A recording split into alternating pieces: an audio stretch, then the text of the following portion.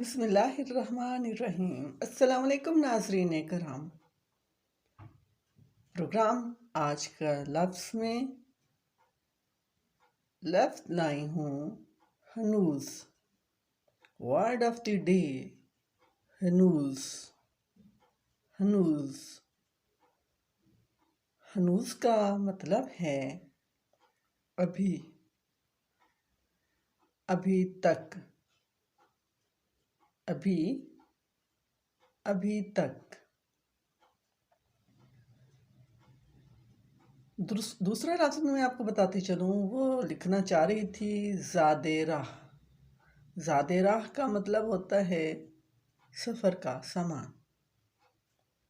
ہنوز ابھی، ابھی تک، زاد راہ سفر کا سامان۔ اس کے ساتھ ہی رابعہ عرفان کو اجازت دیجیے۔